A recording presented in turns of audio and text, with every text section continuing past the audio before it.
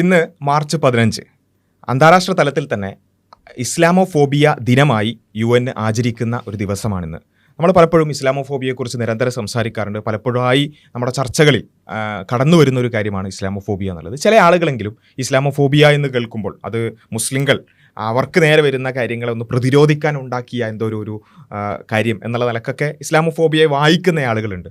യഥാർത്ഥത്തിൽ എന്തുകൊണ്ട് UN പോലും അന്താരാഷ്ട്ര തലത്തിൽ ഇതിനെതിരായ ഒരു ബോധവൽക്കരണത്തിന് വേണ്ടി ഒരു ദിവസം പ്രഖ്യാപിച്ചു എന്നാലോചിക്കുമ്പോൾ തന്നെ എത്രമാത്രം ആഴത്തിലാണ് ഈ ഇസ്ലാമോഫോബിയയുമായി ബന്ധപ്പെട്ടുകൊണ്ടുള്ള ആഖ്യാനങ്ങൾ സമൂഹത്തെ ബാധിക്കുന്നത്.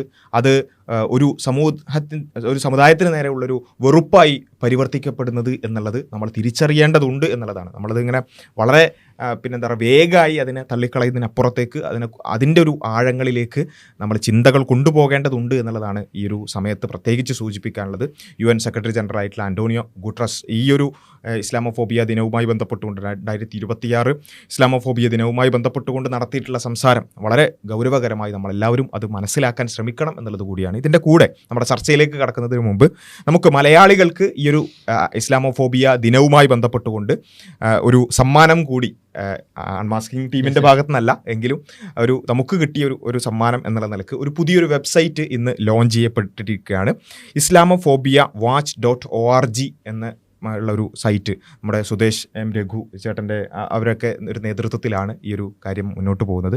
അപ്പോൾ ഇസ്ലാമോഫോബിയയെ കൃത്യമായി ഡോക്യുമെൻ്റ് ചെയ്യുകയും ബാബുരാജ് ഭഗവതി സാറ് ഇതുപോലെയുള്ള കുറേ ആളുകൾ കഴിഞ്ഞ കുറച്ച് കാലമായി വളരെ വലിയൊരു വർക്ക് ഈ ഒരു വിഷയത്തിൽ അക്കാദമികമായി നടത്തിക്കൊണ്ടിരിക്കുന്നുണ്ട്. ഓരോ മാസവും കേരളത്തിൽ വിവിധ ഭാഗങ്ങളിൽ നിന്ന് രാഷ്ട്രീയ സാംസ്കാരിക രംഗങ്ങളിൽ നിന്ന് വന്നുകൊണ്ടിരിക്കുന്ന ഇസ്ലാമോഫോബിയയുമായി ബന്ധപ്പെട്ടുകൊണ്ടുള്ള കാര്യങ്ങൾ കൃത്യമായി ഡോക്യുമെൻ്റ് ചെയ്യുന്ന ഒരു പ്രവൃത്തി, വലിയ ഒരു വർക്ക് അവർ ചെയ്തു വരുന്നുണ്ട്. അതിൻ്റെ കൂടെ ഇത്തരമൊരു വെബ്സൈറ്റ് കൂടി ഇസ്ലാമോഫോബിയയെ വളരെ കൃത്യമായി പഠിക്കാൻ ആഗ്രഹിക്കുന്ന ആളുകൾക്ക് ഉപകാരപ്പെടുന്ന രൂപത്തിൽ ഏകദേശം 150ഓളം ലേഖനങ്ങളുമായിട്ടാണ് ഈ ഒരു വെബ്സൈറ്റ് ലോഞ്ച് ചെയ്യപ്പെടുന്നത്. അപ്പോൾ അത് കൂടി എല്ലാവരും ഒന്ന് സന്ദർശിക്കുവാനും ടോപ്പ് മീഡിയ എന്ന പേരിൽ ഒരു യൂട്യൂബ് ചാനൽ കൂടി ഇന്ന് ലോഞ്ച് ചെയ്യപ്പെടുന്നുണ്ട്. അതിനെയും കാര്യങ്ങൾ മനസ്സിലാക്കാനും അല്ലെങ്കിൽ അതിനെ കൂടി റെഫർ ചെയ്യാനും എല്ലാവരും ശ്രമിക്കണം എന്നുള്ളത് കൂടി സൂചിപ്പിക്കുകയാണ്. അതിൻ്റെ ലിങ്ക് നമുക്ക് കമൻറ്റ് ബോക്സിലിടാം. അപ്പോൾ എനിവേ ഈ ഒരു ഇസ്ലാമോഫോബിയ ദിനം എന്നുള്ളത് പലപ്പോഴും നേരത്തെ പറഞ്ഞ ഒരു ഇരവാദം എന്ന രൂപത്തിലൊക്കെയാണ് ചില ആളുകളൊക്കെ മനസ്സിലാക്കുന്നത്. അതിനപ്പുറത്തേക്കുള്ളൊരു ചിന്ത കൂടി ആവശ്യമാണെന്നാണ് തോന്നുന്നത്. ഫോബിയ എന്ന് പറയുന്ന വാക്കിനെ കുഴപ്പമില്ല നമ്മൾ ഉപയോഗിക്കാറുള്ളത്. ഇപ്പോൾ ചില കാര്യങ്ങൾ നമുക്ക് പേടിക്കാം, അല്ലെങ്കിൽ ചില കാര്യങ്ങളോട് ഒരു വെറുപ്പോ പേടിയോ അകൽച്ചയൊക്കെ ചില സമയങ്ങൾ സ്വാഭാവികമായിട്ടും കാരണങ്ങളുണ്ടെങ്കിൽ അതാവാം. അതിനപ്പുറം അകാരണമായിട്ട് ഇപ്പോൾ ഒരു കാരണവും അല്ലെങ്കിൽ റാഷണലായ യുക്തിപരമായിട്ടുള്ളൊരു കാരണവും ഇല്ലാതെ ചില കാര്യങ്ങൾ ഭയപ്പെടുന്നതിനാണ് നമ്മൾ ഫോബിയ എന്നുള്ള വാക്കുകൊണ്ട് ഉപയോഗിക്കുക. ഇത് വളരെ വ്യക്തമായിട്ട് മുസ്ലിങ്ങൾക്കിടയിൽ നിലനിൽക്കുന്നുണ്ട് എന്നതിന് എന്താ പറയുക, ആയിരക്കണക്കിനോ 10,000-കണക്കിനോ ലക്ഷക്കണക്കിനോ തെളിവുകൾ നമുക്ക് സമർപ്പിക്കാൻ പറ്റും. എന്തിന് നമ്മൾ ഈ അൺമാസ്ക് അനോമലീസിൻ്റെ ചാനലിൻ്റെ വീഡിയോസ് മാത്രം എടുത്ത് പരിശോധിച്ച് കഴിഞ്ഞാൽ നമ്മൾ എത്രയോ വീഡിയോകൾ, അത് ഈവൻ നമ്മുടെ മുൻ മുഖ്യമന്ത്രിയായിട്ടുള്ള ബഹുമാനായിട്ടുള്ള VS അച്യുതാനന്ദൻ മരണപ്പെട്ട സമയത്ത് പോലും ആ സമയത്തുണ്ടായ സാമൂഹിക ചർച്ചകളുടെ പശ്ചാത്തലത്തിൽ നടത്തിയ ആ ഒരു ചർച്ചയിൽ പോലും വളരെ വിശദമായിട്ട് നമ്മൾ എന്ത് ചെയ്യുന്നുണ്ട്, അത്തരത്തിലുള്ള ഇസ്ലാമോഫോബിക് ഇൻസിഡൻസ് ജസ്റ്റ് കേരളത്തിൽ മാത്രം മുസ്ലിങ്ങൾ സമാധാനത്തോടു കൂടി ജീവിക്കുന്ന, മുസ്ലിങ്ങൾ സാമൂഹികമായിട്ട് ജീവിക്കാനുള്ളൊരു പ്രയാസവും ഇല്ലാത്തൊരു നാടാണ്. ആ നാടായ കേരളത്തിൽ പോലും ഉണ്ടാകുന്ന ഇസ്ലാമോഫോബിക് ആയിട്ടുള്ള സംസാരങ്ങൾ, അപ്രോച്ചുകൾ, നിലപാടുകൾ, ഈ കാര്യങ്ങളെ തുറന്നു കാണിച്ചുകൊണ്ട് നമ്മൾ ചെയ്തിട്ടുണ്ടായിരുന്നു. അതല്ലാത്തപ്പോൾ നേരത്തെ പറഞ്ഞ islamophobiawatch.org പോലത്തെ വെബ്സൈറ്റിൽ അവർ നൽകി, ഇതിനു മുമ്പ് അവർ കളക്ട് ചെയ്ത് പുറത്തേക്ക് റിപ്പോർട്ടുകളായിട്ട് ഇറക്കിയത് പോലത്തെയുള്ള ഡോക്യുമെൻറ്റ്സ് അല്ലെങ്കിൽ അത്തരത്തിലുള്ള പഠനങ്ങൾ, ഇതൊക്കെ കാണിച്ചിരുന്ന വളരെ വിശദമായിട്ടുള്ള ഇസ്ലാമോഫോബിക് അപ്രോച്ചുകൾ, ഇസ്ലാമോഫോബിക് പ്രവർത്തനങ്ങൾ നമുക്ക് കാണാൻ കഴിയും. ഇത് മിയർലി ലളിതമായി ആരെങ്കിലും പറഞ്ഞുണ്ടാക്കുന്ന അല്ലെങ്കിൽ തെറ്റിദ്ധാരണയോടുണ്ടാക്കുന്ന അല്ലെങ്കിൽ എന്തെങ്കിലും സ്പെസിഫിക് ഉദ്ദേശത്തോടുകൂടി ഞങ്ങൾ അങ്ങനെയല്ല എന്ന് കാണിക്കാൻ വേണ്ടി അല്ലെങ്കിൽ ഇരവാദമായി അല്ലെങ്കിൽ ചില പ്രത്യേക പ്രവർത്തനങ്ങൾ മറച്ചു വെക്കാനായിട്ട് ചെയ്യുന്ന കാര്യമാണെന്ന് പറഞ്ഞ് ഒരു നിലക്കും തള്ളിക്കളയാൻ പറ്റാത്തത്ര ഭീമമായിട്ടുള്ള ഫ്ലഡഡ് ആയിട്ടുള്ള എവിഡൻസുകൾ നമുക്കിതിൽ കാണാൻ കഴിയുന്നതാണ്. ഇപ്പോൾ ഏറ്റവും അവസാനമായിട്ട് ഇറങ്ങിയിട്ടുള്ള കേരള സ്റ്റോറിൻ്റെ അതിൻ്റെ ഒരു ഉദാഹരണമായിട്ടാണ് ഫീൽ ചെയ്യുന്നത്. അപ്പോൾ അതേപോലെ തന്നെ ഇപ്പോൾ ഇസ്ലാമോഫോബിയ മറ്റുള്ള ഫോബിയകളുടെ കൂട്ടത്തിൽ നമ്മൾ കണ്ടിട്ടുണ്ട്. പക്ഷേ ഇസ്ലാമോഫോബിയനെ മറ്റുള്ള ഫോബിയകളിൽ നിന്ന് വ്യത്യസ്തമാക്കുന്ന ഒരു ഘടകം ഉണ്ടെന്ന് തോന്നുന്നു. ഇപ്പോൾ നമ്മൾ ക്ലോസ്ട്രോഫോബിയ എന്നറിയും, ഒറ്റയ്ക്ക് ഇരിക്കുമ്പോഴുള്ള അടഞ്ഞുള്ള സ്ഥലങ്ങൾ, ഇപ്പോൾ ലിഫ്റ്റ് അങ്ങനത്തെ സ്ഥലങ്ങളിലൊക്കെ നിൽക്കുമ്പോൾ പേടിയ ക്ലോസ്ട്രോഫോബിയ. ഇതൊക്കെ ശരിക്കും നാച്ചുറലായിട്ട് അവർക്കുള്ള സാധനമാണ്. അതേപോലെ ഈ കീമോഫോബിയ, ഹൈഡ്രോഫോബിയ, ഇതൊക്കെ നാച്ചുറലായിട്ടുള്ള സാധനം. പക്ഷേ ഇസ്ലാമോഫോബിയ പറഞ്ഞാൽ നാച്ചുറലായിട്ട് വരുന്ന ഒരു സാധനം, അത് കൃത്രിമമായി പലരും ഉണ്ടാക്കുന്ന ഒരു സാധനമാണ്.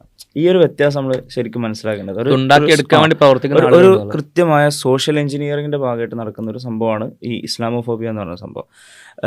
എന്നാൽ പല ആളുകളും സ്വാഭാവികമായിട്ടും ഈ വാർത്തകൾ കേൾക്കുമ്പോൾ, മീഡിയകൾ കേൾക്കുമ്പോൾ ചില ആളുകൾ അതിൻ്റെ സത്യാവസ്ഥ അറിയാതെ ഇസ്ലാമിനെ ഭയപ്പെടുന്ന സംഗതികളുണ്ട്. അത് നമ്മൾ നിഷേധിക്കുന്നില്ല. പക്ഷേ ശരിക്കും ഇങ്ങനെ ഒരു ഭയം ഉണ്ടാക്കിയെടുക്കുന്നത് മീഡിയകളിലൂടെ ഒക്കെ കൃത്രിമമായി ഉണ്ടാക്കിയെടുക്കുന്ന ഒരു സാധനം. എനിക്ക് തോന്നുന്നു ആ വ്യത്യാസം നമ്മൾ ശരിക്കും ഇതിൽ മനസ്സിലാക്കണം. ഇപ്പം ഒരാൾക്ക് ക്ലോസ്ട്രോഫോബിയ ഉണ്ടെങ്കിൽ വേറെ ഏതെങ്കിലും ഒരു വിഭാഗം ആളുകൾ നമുക്ക് കുറ്റപ്പെടുത്താൻ കഴിയില്ല, ഇത് ഉണ്ടാക്കി നിങ്ങളാണെന്ന് പറഞ്ഞിട്ട്. അല്ലെങ്കിൽ ഹൈഡ്രോഫോബിയ ഉണ്ടെങ്കിൽ നമുക്ക് കുറ്റപ്പെടുത്താൻ പറ്റില്ല. പക്ഷേ ഇസ്ലാമോഫോബിയ ഉണ്ടെങ്കിൽ നമുക്ക് കുറ്റപ്പെടുത്താൻ കൃത്യമായ ചില പ്രതികളെ നമുക്ക് ചൂണ്ടിക്കാണിക്കാൻ പറ്റും. എനിക്ക് തോന്നുന്നു നമ്മളെ ചർച്ച അങ്ങോട്ട് കൂടി പോകണം. ആരാണ് ഇതിൻ്റെ പ്രതികൾ? ഇസ്ലാമോഫോബിയ ഉണ്ടാക്കുന്ന ആളുകൾ. ഈ ഒരു രൂപത്തിലുള്ള ചർച്ചകളിലേക്കും നമ്മൾ ഇസ്ലാമോഫോബിയ കൊണ്ടു നടക്കുന്ന മനുഷ്യരെക്കാൾ ആക്ച്വലി ഡേഞ്ചർ ഇസ്ലാമോഫോബിയ ഉണ്ടാക്കുന്ന ആളുകളാണ്, സോഷ്യൽ എഞ്ചിനീയറിംഗ് ചെയ്ത് ഉണ്ടാക്കുന്ന ആളുകളാണ്. അതിൽ പിന്നെ ഒരുപാട് തലങ്ങൾ ഉള്ള ഒരു കാര്യമാണ് ഈ ഇസ്ലാമോഫോബിയ. കാരണം എന്താ വെച്ചാൽ നമ്മളിങ്ങനെ പറയുമ്പോൾ പലപ്പോഴും ഓരോരുത്തരും മറ്റൊരു വിഭാഗത്തെയാണ് ആലോചിക്കുക. അതായത് ഇപ്പം ഇവിടെ നമ്മളൊരു പൊതുസമൂഹത്തിൽ ഇസ്ലാമോഫോബിയ അറിയുമ്പോൾ ഇവിടെയുള്ള സംഖ്യകൾ, അല്ലെങ്കിൽ വളരെ എക്സ്ട്രീം ആയിട്ടുള്ള തീവ്ര ചിന്താഗതിക്കാരായ ആളുകൾ, അല്ലെങ്കിൽ ഈ തീവ്ര നിരീശ്വരവാദികൾ, അവരൊക്കെ കുറിച്ചൊക്കെയാണ് പെട്ടെന്ന് ആലോചിക്കുക. പക്ഷേ ഇത് പറയുന്ന ആളുകൾ പോലും, ഒരു ലിബറൽ സ്പേസിൽ നിൽക്കുന്ന ആൾ ചിലപ്പോൾ എന്ത് ചെയ്യും, മറ്റുള്ളവരെ കുറിച്ച് അവരിങ്ങനെ ഇസ്ലാമോഫോബിയ ഉണ്ടാക്കുന്നത് ഭയങ്കര പ്രശ്നമാണ്, എന്തൊരു അവർക്ക് നിർത്തിക്കൂടെ എന്നൊക്കെ തോന്നും. പക്ഷേ ഇതേ ആളുകൾക്കും ഇതിൻ്റെ ഭാഗങ്ങൾ നമുക്ക് കാണാൻ പറ്റും. ഇതിപ്പം അതിൽപ്പെട്ട ഒരു നമ്മൾ നേരത്തെ ഇവിടെ സംസാരിച്ചിരുന്ന പ്രതീഷ് സാറൊക്കെ പറഞ്ഞൊരു കാര്യം, മുസ്ലിംകളുടെ സ്വയം സംഘാടനം ഈ വിഷയവുമായി ബന്ധപ്പെട്ടുകൊണ്ട് ഒരു വിഷയം വന്നാൽ ഇവരുടെ ആലോചനയും ചിന്തയൊക്കെ വേറെ രൂപത്തിലേക്ക് ആയിരിക്കും. അപ്പം കഴിഞ്ഞ ദിവസം ഒരാളിങ്ങനെ സംസാരിക്കുന്ന മുസ്ലിം പ്രാതിനിധ്യവുമായി ബന്ധപ്പെട്ടുകൊണ്ട് ഇങ്ങനെ UDF വന്നാൽ എന്നുള്ള ഒരു ചർച്ച ഇപ്പം തെരഞ്ഞെടുപ്പുമായി ബന്ധപ്പെട്ടുകൊണ്ടുള്ള. അപ്പം കുഞ്ഞാലിക്കുട്ടിനോട് പിന്നെ നാഷണൽ മീഡിയ ഇങ്ങനെ ചോദിക്കുന്നുണ്ട്, മുസ്ലിം ലീഗിന് ഒരു ഉപമുഖ്യമന്ത്രി സ്ഥാനം കിട്ടാൻ സാധ്യതയുണ്ടോ?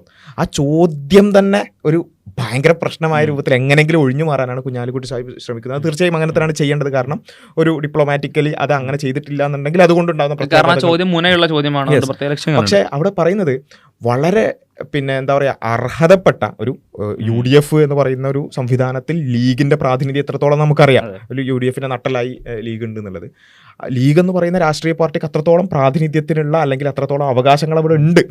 പക്ഷെ ഉള്ള അവകാശങ്ങൾ പോലും അവിടെ ഇല്ല എന്ന്, ഞങ്ങൾക്കൊന്നും ആവശ്യമില്ല എന്ന് പറയുന്ന, സാധാരണ ഈ ജനാധിപത്യത്തിൽ പൊതുവേ നമ്മൾ പറയാറുള്ളത് ഓരോ സമുദായവും അവർക്ക് അർഹതപ്പെട്ടത് നേടിയെടുക്കാനുള്ള ശ്രമങ്ങൾ നടത്തണം എന്നുള്ളതാണ്. മുസ്ലിങ്ങൾക്ക് അർഹതപ്പെട്ടത് കിട്ടാൻ സാധ്യതയുള്ള കാര്യം അത് ഞങ്ങൾക്ക് ഒരിക്കലും വേണ്ട എന്ന് പറഞ്ഞുകൊണ്ട് പിന്നോട്ട് പോകേണ്ടി വരും. അങ്ങനെ പറഞ്ഞാലേ അവിടെ മതേതരത്വം സ്ഥാപിക്കപ്പെടൂ. ഇല്ലെങ്കിൽ ഇപ്പം എന്തുകൊണ്ടാണ് കുഞ്ഞാലിക്കുട്ടി സാഹിബോ അല്ലെങ്കിൽ ഇപ്പം ഏതാണെങ്കിലും, ഇപ്പോൾ നമ്മൾ പൊതുവെ UDFുമായി ബന്ധപ്പെട്ടുകൊണ്ട് ആരാണെങ്കിലും അങ്ങനെ ഉപമുഖ്യ സ്ഥാനമൊന്നും ഉണ്ടാവില്ല കേട്ടോ എന്നിങ്ങനെ പറയാം.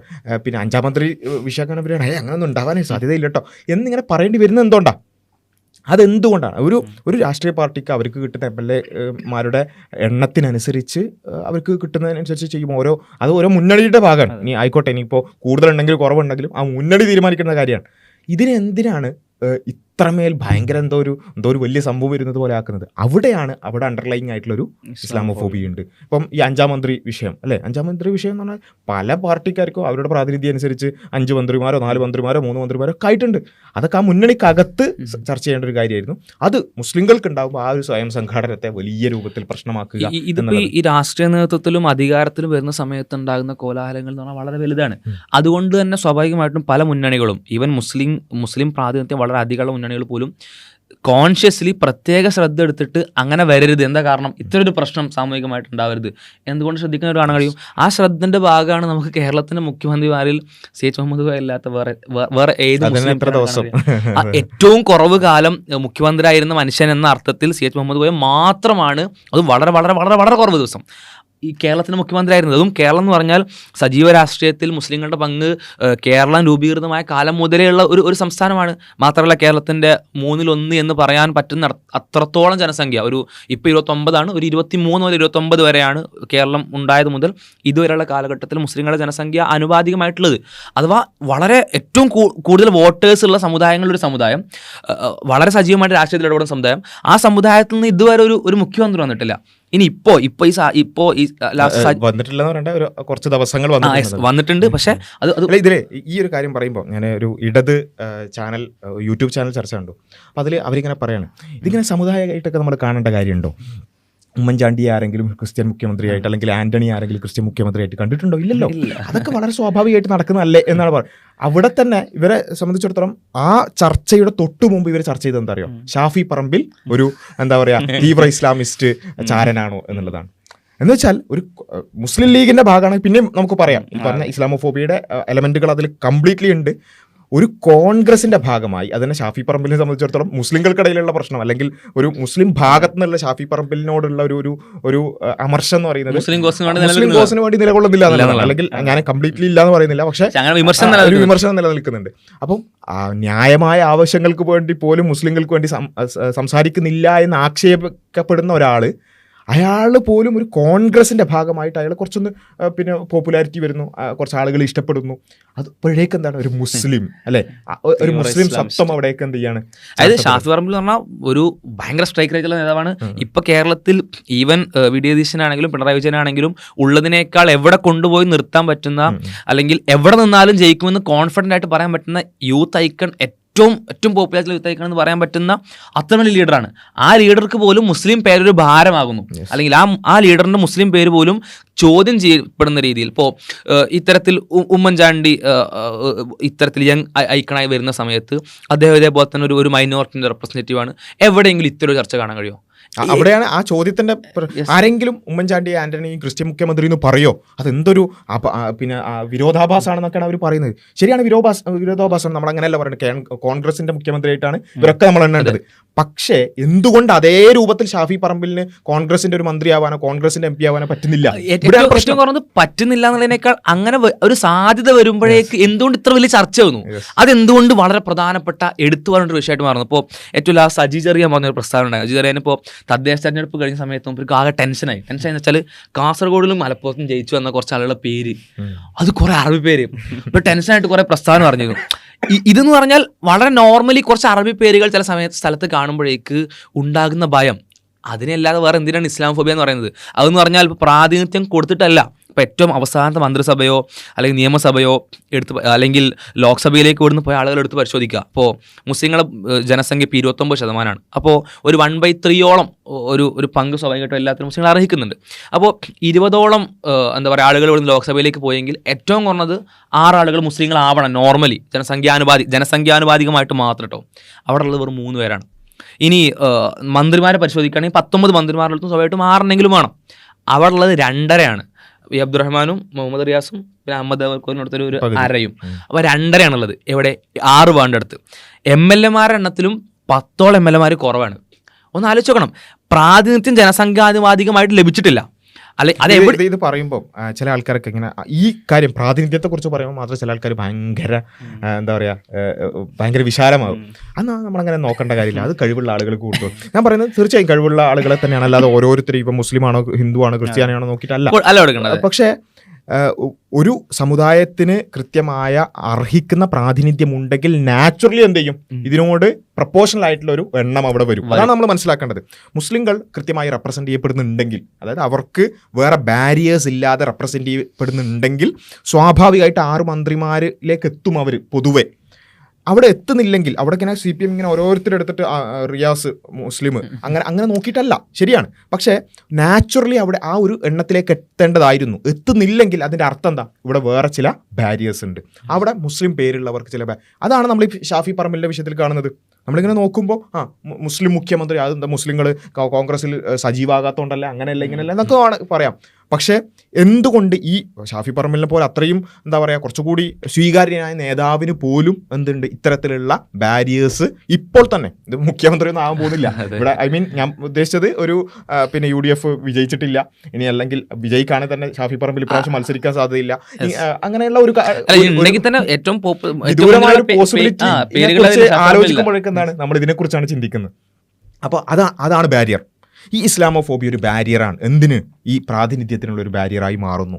അവിടെയാണ് നമ്മൾ മനസ്സിലാക്കേണ്ടത്. നമ്മൾ വളരെ സെക്യുലർ അല്ലെങ്കിൽ ഭയങ്കര ഫ്രീ എന്നൊക്കെ വിചാരിക്കുന്ന ആളുകൾ പോലും അവരുടെ അണ്ടർലൈങ് ആയി ഈ ഒരു ഇസ്ലാമോഫോബിയാണ് ഇതിലൊക്കെ തികട്ടി വരുന്നത് എന്നുള്ളത് എന്ത് ചെയ്യണം നമ്മൾ മനസ്സിലാക്കണം. ഇപ്പോൾ നമ്മൾ മതേതരൻ എന്ന് വിചാരിക്കുന്ന ആളുകളുടെ പ്രസ്താവനകൾ എന്ന് പറഞ്ഞാൽ ഇഷ്ടംപോലെ പ്രസ്താവനകൾ കാണാൻ കഴിയും. ഇപ്പോൾ അമീർ ഹസൻ കുഞ്ഞാലിക്കുട്ടി പ്രസ്താവന, കോടിയേരി ബാലകൃഷ്ണൻ നടത്തിയ പ്രസ്താവന, അതേപോലെ തന്നെ ബഹുമാനായിട്ടുള്ള മുഖ്യമന്ത്രിയുടെ ഭാഗത്തുനിന്നുണ്ടായിരുന്ന ചില പ്രസ്താവനകൾ. അത്തരത്തിൽ പ്രസ്താവനകൾ എണ്ണുകയാണെങ്കിൽ ഒരുപാട് പ്രസ്താവനകൾ നമുക്ക് അത്തരത്തിൽ കാണാൻ കഴിയും. എന്നാൽ ഈ പ്രസ്താവനകൾ അതവർ പറയുന്നത് പലപ്പോഴും ചിലതൊക്കെ അമീർ ഹസൻ കുഞ്ഞാലിക്കുട്ടിയൊക്കെ ഒരു ഡോഗ് വിസ് സ്റ്റേറ്റ്മെൻറ്റ് പോലത്തെ സ്റ്റേറ്റ്മെൻ്റ് ആയിരുന്നു. പക്ഷെ മറ്റു ചില സ്റ്റേറ്റ്മെൻറ്റുകളും പറയുന്നത് ഇവർ പോലും മനസ്സിലാക്കാതെയാണ്. ഇപ്പോൾ നമ്മൾ വി എസ് അച്യുതാനന്ദൻ്റെ ആ സമയത്ത് നമ്മൾ പറഞ്ഞിരുന്ന ഒരുപാട് സ്റ്റേറ്റ്മെൻറ്റുകൾ ഉണ്ടായിരുന്നു. അവർ പോലും അങ്ങനെ ആലോചിക്കാതെ, അല്ലെങ്കിൽ ഒരു പ്രത്യേക ഒരു കാര്യം ഞാൻ പറയാൻ പോവുകയാണെന്ന് ആലോചിക്കാതെ പറയുന്ന സ്റ്റേറ്റ്മെൻറ്റുകൾ പോലും അതിനുള്ളുണ്ട്. ബിക്കോസ് അവരുടെ ഉള്ളിൽ പോലും അണ്ടർലയിങ് ആയിട്ടുള്ള, അവിടെ ഓൾറെഡി കിടക്കുന്ന, പ്രത്യേകിച്ച് കോൺഷ്യസ് ആയിട്ട് ചിന്തിക്കാതെ പോലും അവരുടെ മനസ്സിൽ വന്നു പോകുന്ന കുറേ നോർമലായി അവർ മനസ്സിലാക്കുന്ന കുറേ ഇസ്ലാം ഫോബികൾ ഉണ്ടെന്നുള്ളതാണ്. അല്ലെങ്കിൽ മുസ്ലിങ്ങളല്ലേ, അല്ലെങ്കിൽ മുസ്ലിങ്ങൾ കൂടുതലുള്ള സ്ഥലമല്ലേ, അവിടെ അങ്ങനെയൊക്കെ സംഭവിക്കും, അല്ലെങ്കിൽ അവിടുന്ന് അങ്ങനെയൊക്കെ ഉണ്ടാവും. ഇപ്പോൾ ഏറ്റവും കുറഞ്ഞത് മലപ്പുറത്ത് നിന്ന് കുട്ടികൾ ഒരുപാട് ഫുൾ എ പ്ലസ് ലഭിച്ച സമയത്ത് കോപ്പി അടിച്ചാണെന്നുള്ള, അത് എന്തുകൊണ്ട് മലപ്പുറം, ഓക്കെ സ്പെസിഫിക് ആയിട്ട് എന്തെങ്കിലും തെളിവുണ്ടെങ്കിൽ ഓക്കെ, അതല്ലെങ്കിൽ ആ മലപ്പുറത്ത് നിന്ന് വരുമ്പോൾ മാത്രം എന്തുകൊണ്ട് അങ്ങനെ കോപ്പി അടിച്ചാന്ന് അനുഭവപ്പെടുന്നു തോന്നുന്നു. അതേപോലെ തന്നെ ലവ് ജിഹാദുമായിട്ട് ബന്ധപ്പെട്ട സ്റ്റേറ്റ്മെൻറ്റ്, ഇങ്ങനെ അനേക സ്റ്റേറ്റ്മെൻറ്റുകൾ പലതും അവർക്ക് പ്രൊപ്പഗണ്ടയുമായി ബന്ധപ്പെട്ട ഒരു ഉപകാരമുള്ള സ്റ്റേറ്റ്മെൻറ്റ് പലതും കേട്ടോ. അതുപോലെ എങ്ങനെ പറയുന്നു വെച്ചാൽ ഉള്ളിൽ കിടക്കുന്നുണ്ട്, മുസ്ലിങ്ങൾ അങ്ങനെ ചെയ്യും, അല്ലെ മലപ്പുറത്ത് അങ്ങനെ ചെയ്യും. അപ്പോൾ ഈ ഒരു എന്താ പറയുക, നോർമലായത് അത് അനുഭവപ്പെടുന്ന ഒരു മനോനില പോലും, അല്ലെങ്കിൽ മനോനില കൂടി ഇസ്ലാം ഫോബിയൻ്റെ ബൈ പ്രൊഡക്റ്റ് ആണെന്നുള്ളതാണ്. നമുക്കിത് വളരെ സ്വാഭാവികമായിട്ടെന്ന അർത്ഥത്തിൽ തോന്നുന്ന പല കാര്യങ്ങളും അതിൽ പലതും ഇസ്ലാം വിരുദ്ധമാണ്, അതിൽ പലത് യാഥാർത്ഥ്യത്തോട് ചേരാത്ത കാര്യമാണ് എന്നുകൂടെ മനസ്സിലാക്കണം. ഇപ്പോൾ പൊളിറ്റിക്സിൽ മാത്രമല്ല, ഇപ്പോൾ നമ്മൾ സ്പോർട്സിൽ എടുത്ത് നോക്കുകയാണെങ്കിലും എന്തിനെടുത്ത് നോക്കുകയാണെങ്കിലും ഇസ്ലാമോഫോബിയ കാണാൻ കഴിയും. ഇപ്പോൾ ഈ അടുത്ത് മറ്റേ ഹാർദിക് പാണ്ഡ്യ നമ്മൾ T20 ക്രിക്കറ്റ് വേൾഡ് കപ്പ് നേടിയതാണ്. ഹാർദിക് പാണ്ഡ്യ ഒരു കൊടി പതാക ധരിച്ചിട്ട് ഇങ്ങനെ കിടന്ന ഒരു സംഭവത്തിന് എതിരെ ഒരു കേസ് വന്നിരുന്നു. അപ്പോൾ ഒരു മുസ്ലിം പേരുള്ള ഒരു വക്കീലാണ് കേസ് കൊടുത്തത്. പതാകയെ ബഹുമാനക്കേട് കാണിച്ചു എന്നുള്ള കേസ്. അപ്പോൾ ഈ അടിയിലിങ്ങനെ കമൻറ്റ് വായിക്കണം, ഈ വാർത്തൻ്റെ അടിയിലുള്ള കമൻറ്റ്. അപ്പോൾ അതിലുള്ളൊരു കമൻറ്റ്, ഏതായാലും ഈ വക്കീലിനേക്കാളും രാജസ്നേഹം ഹാർദിക് പാണ്ഡ്യക്ക് ഉണ്ട്. കാരണം അത് പേരാണ്, ഒരു മുസ്ലിം പേരുള്ള വക്കീലാണ് കേസ് കൊടുത്തത്. എന്തിനാ കേസ് കൊടുത്തത്? പതാകയെ ബഹുമാനക്കേട്, അതിൻ്റെ മെറിറ്റും ഡിമെറിറ്റൊക്കെ വേറെ. ഈ പതാകയെ ബഹുമാനക്കേട് കാണിച്ചതിന് ഒരു മുസ്ലിം പൗരൻ ഒരു അമുസ്ലിം പൗരനെതിരെ കേസ് കൊടുക്കുന്നു. ആ കേസ് കൊടുക്കുമ്പോഴും അയാള് ബഹുമാനക്കേട് കാണിച്ചതിനാണ് കേസ് കൊടുത്തതെന്നുള്ള പോലും പരിഗണിക്കണം. ഇയാളെക്കാൾ രാജ്യസ്നേഹം ഹാർദിക് പാണ്ഡ്യക്ക് ഉണ്ടെന്ന് പറയാണ്. അവിടെ തന്നെ ഈ ഒരു കാര്യം നമുക്ക് കാണാന്നുള്ളതാണ്.